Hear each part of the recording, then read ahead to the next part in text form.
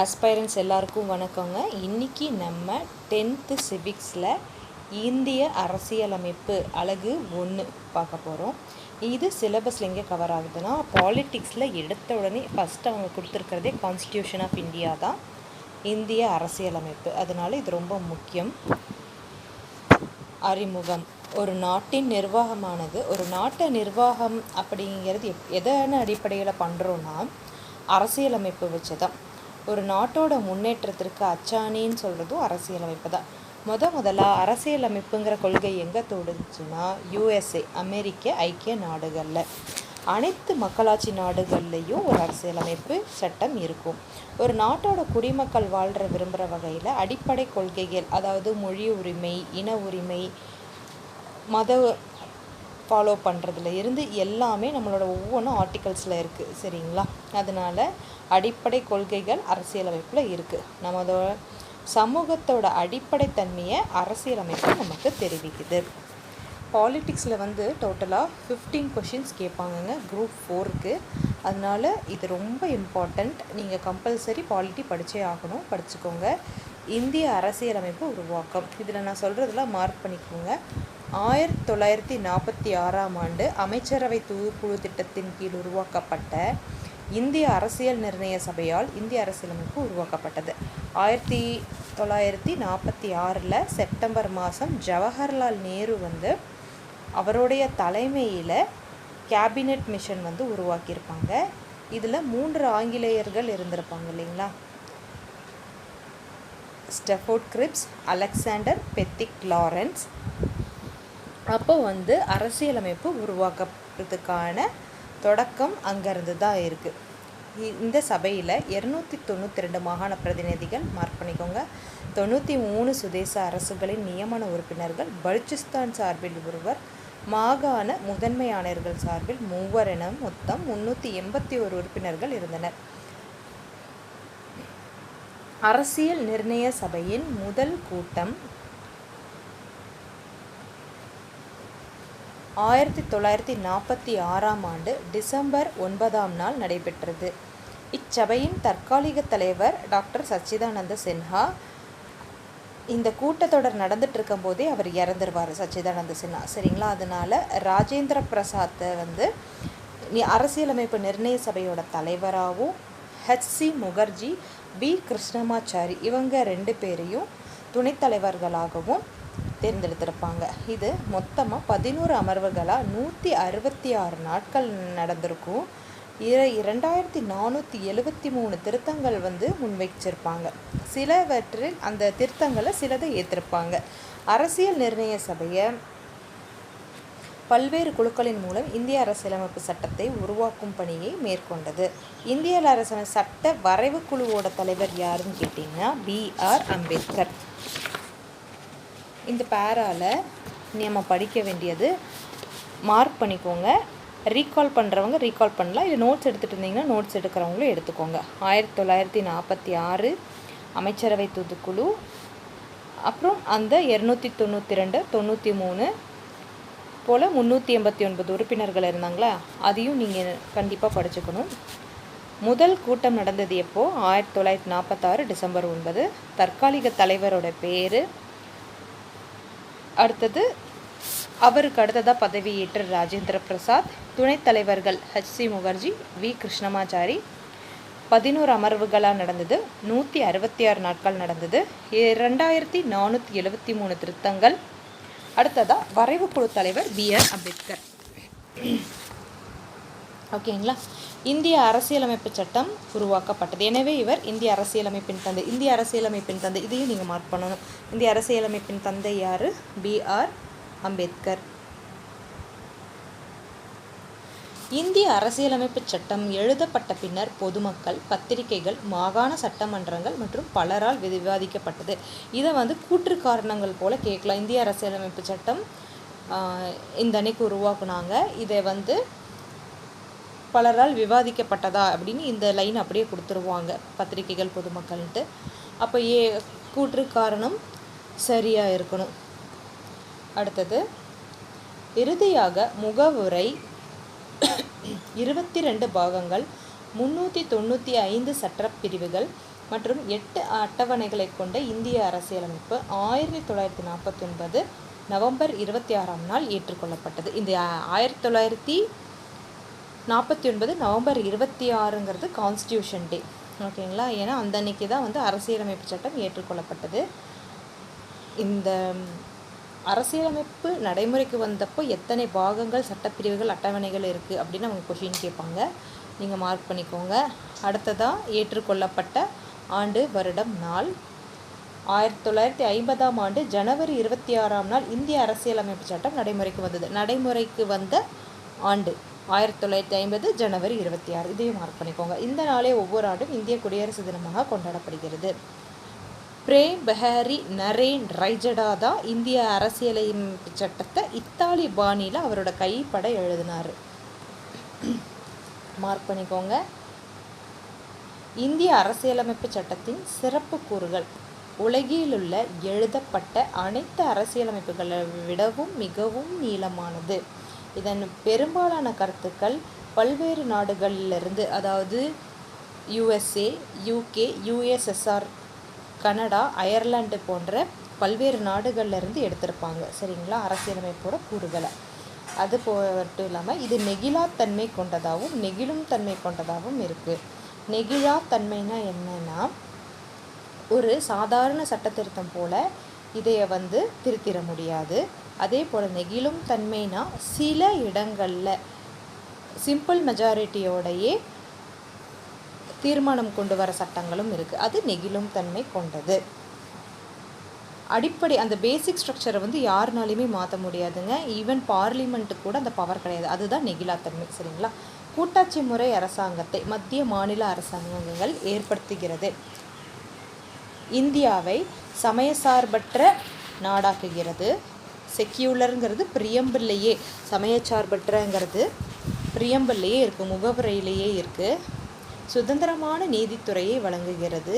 உலகளாவிய வயது வந்தோர் வாக்குரிமை அறிமுகப்படுத்தியதோடு 18 வயது நிரம்பிய குடிமக்கள் அனைவருக்கும் எந்தவித பாகுபாடுமின்றி வாக்குரிமையை வழங்குகிறது. இது மட்டும் இல்லாமல் ஒற்றை குடியுரிமை நம்மக்கிட்ட இருக்கிறது. சிறுபான்மையினர், பட்டியலினத்தவர், பழங்குடியினர் இவங்களுக்கு சிறப்பு விதிகள் மூலம் சலுகைகளையும் வழங்குது. சரிங்களா? இதுதான் இந்திய அரசியலமைப்போட சிறப்பு கூறுகள். முகவுரை. முகவுரைங்கிற சொல் அரசியலமைப்பிற்கு அறிமுகம் அல்லது முன்னுரை என்பதை குறிக்கிறது. அரசியலமைப்போட அடிப்படையான கொள்கைகள் என்ன? ஈக்குவாலிட்டி, ஃப்ரெட்டர்னிட்டி, படிக்கிறோம் இல்லைங்களா, லிபர்ட்டி. நோக்கங்கள் மற்றும் லட்சியங்களை உள்ளடக்கியது. அதோட நோக்கம் என்ன? எல்லாரையும் சமமாக பார்க்கணும், பிரதர்ஹுட்டோடு இருக்கணும், செக்யூலராக இருக்கணும், சொவரினாக இருக்கணும். இதுதான். இது அரசியலமைப்பின் சுருக்கம் அல்லது சாராம்சத்தை கொண்டது. இது பெருமதிப்புடன் அரசியலமைப்பின் திறவுகோல் என குறிப்பிடப்படுகிறது. இந்த அரசியலமைப்பின் திறவுகோல் எது? அதை மார்க் பண்ணிக்கோங்க. பிரியம்பிள். சரியா? 1947ஆம் ஆண்டு ஜனவரி 22ஆம் நாள் இந்திய அரசியல் நிர்ணய சபையால் ஏற்றுக்கொள்ளப்பட்ட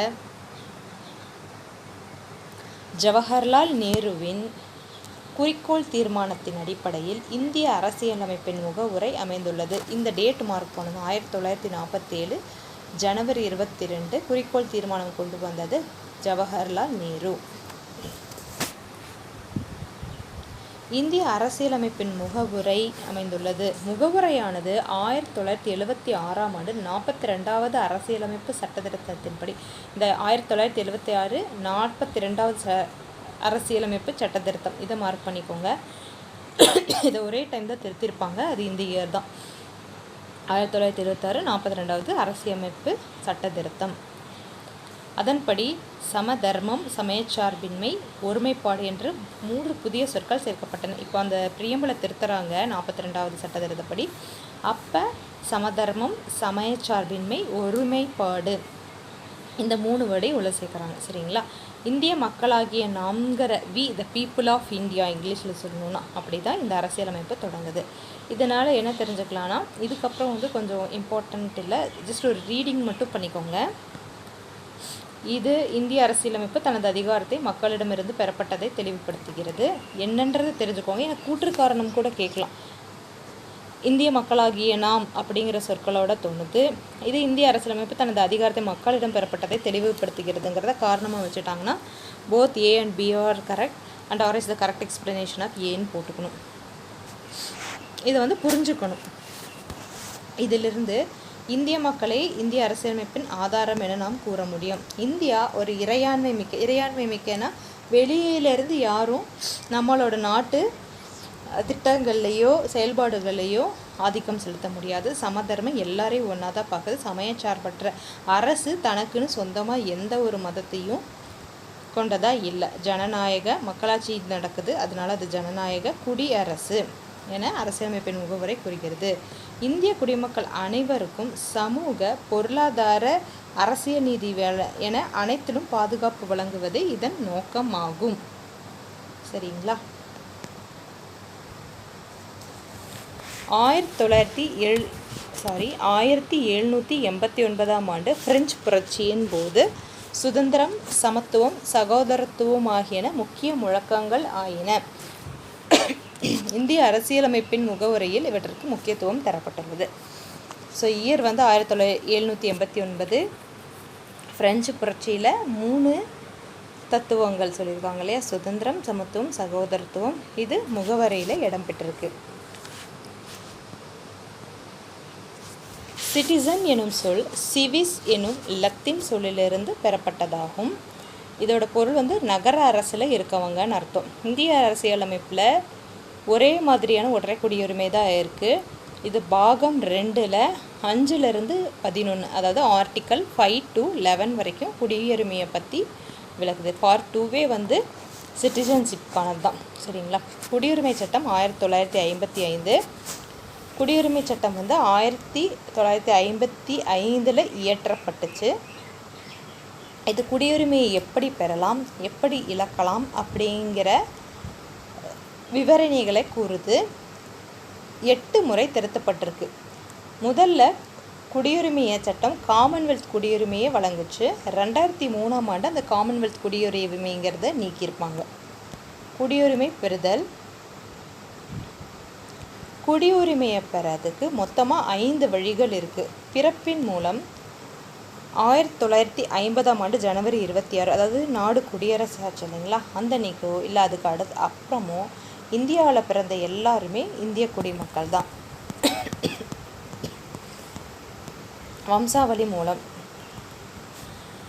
இந்த டேட்டுக்கு அந்த அன்னைக்கோ அதுக்கு பின்னரோ வெளிநாட்டில் பிறந்திருப்பாங்க. ஆனால் அவங்களோட அம்மா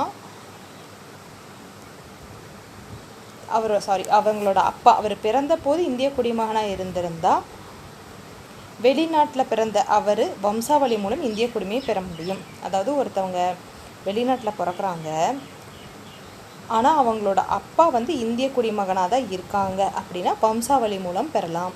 பதிவின் மூலம் பொருத்தமான டாக்குமெண்ட்ஸ் எல்லாம் வச்சு அப்ளை பண்ணாங்கன்னா பதிவு செய்கிறது மூலமாக பெறலாம். இயல்புரிமை அப்படின்னா இந்திய அரசிற்கோ இயல்புரிமை கூறி விண்ணப்பிச்சாங்கன்னா அவங்களுக்கு இந்திய குடியுரிமை கிடைக்கும். பிரதேச நாடுகள், பிற நாடுகள் இந்தியாவுடன், இப்போ சிக்கிம்லாம் அந்த மாதிரி தான் இணைச்சாங்க. சரிங்களா? சிக்கிம்லாம் இணைக்கும் போது இணைவின் மூலம்ங்கிறதுனால இணைவின் மூலம் குடியுரிமை, அந்த எந்த பகுதியை இணைக்கிறாங்களோ அங்கே இருக்கக்கூடிய குடிமக்கள் இந்திய நாட்டோட குடியுரிமையை பெறுவாங்க. குடியுரிமையை இழத்தல். குடியுரிமை சட்டம் 1950 படி ஒருவர் தன் குடியுரிமை சட்டத்தின் மூலமாக பெறப்பட்டதாகவோ அல்லது அரசியலமைப்பின் கீழ் முன்னுரிமை, சட்டத்தின் மூலமாக பெறப்பட்டதுன்னா இயல்பாக கிடைக்கிறது. அரசியலமைப்பின் கீழ் முன்னுரிமையால்னா இந்த மாதிரி சொல்லியிருந்தோம் இல்லைங்களா, பதிவின் மூலம், வம்சாவளி மூலம், மற்றவைகள் இருக்கும் பட்சத்தில் பெற்ற குடியுரிமையை துரத்தல், முடிவுறச் செய்தல், இழத்தல்ங்கிற 3 வழிகளில் இழந்துருவாங்க. ஒரு குடிமகன் அவங்களாவே குடியுரிமை எனக்கு வேண்டாம், சிட்டிசன்ஷிப் கேன்சல் பண்ணிக்கலாம்னு சொல்கிறது. வேறு ஒரு நாட்டில் குடியுரிமை பெறும்போது, இன்னொரு நாட்டு, இப்போ அமெரிக்கா போகிறாங்க, அங்கேயே செட்டில் ஆகிறாங்க, அங்கே சிட்டிசன்ஷிப் வாங்கிடுறாங்கன்னா அந்த நாட்டுக்கு எப்போ அமெரிக்கன் சிட்டிசன் ஆகுறாங்களோ அப்போயே இந்தியாவிலேருந்து அவங்களோட குடியுரிமை முடிவுக்கு வந்துடும். இயல்புரிமையின் மூலம் குடியுரிமை பெற்றது. இப்போ இயல்புரிமையின் மூலம் குடியுரிமை பெற்றதுன்னா அன்னை தெரசா அவர்களை கூறலாம். அவங்க ஆக்சுவலாக பிரிட்டிஷ், அங்கேருந்து இங்கே இயல்புரிமை மூலமாக தான் குடியுரிமை பெற்றாங்க. சரிங்களா? இந்த மாதிரி இயல்புரிமை. அடுத்ததாக இயல்புரிமை மூலமாக குடியுரிமை பெற்றவங்க மோசடி செஞ்சு குடியுரிமை பெற்றாங்களோ, தவறான பிரதிநிதித்துவம் தந்தவர், இல்லைன்னா உண்மைகளை மறைத்தவர், எதிரி நாட்டுடன் வாணிகம் செய்தவர், அல்லது 2 வருஷத்துக்கு சிறை தண்டனை பெற்றவர்னு மத்திய அரசுக்கு தெரிஞ்சிருச்சுன்னா அவங்களோட குடியுரிமையை வந்து அது இழக்க செஞ்சிடும். அடிப்படை உரிமை இந்திய அரசியலமைப்பு சட்டம் பகுதி 3 12லிருந்து 35 வரை பார்ட் 3 ஆர்டிக்கல் 12லிருந்து 35 வரைக்கும் இந்தியாவோட அடிப்படை உரிமைகளை பற்றி சொல்லுது. நம்மளோட அரசியலமைப்பை உருவாக்குனவங்க அமெரிக்க ஐக்கிய நாடுகளின் அரசியலமைப்பு இப்போது ஃபண்டமெண்டல் ரைட்ஸ் அடிப்படை உரிமைங்கிறது நம்ம எங்கேருந்து வாங்கியிருக்கோன்னா அமெரிக்க ஐக்கிய நாடுகள்லேருந்து. முதல்ல அரசியலமைப்பில்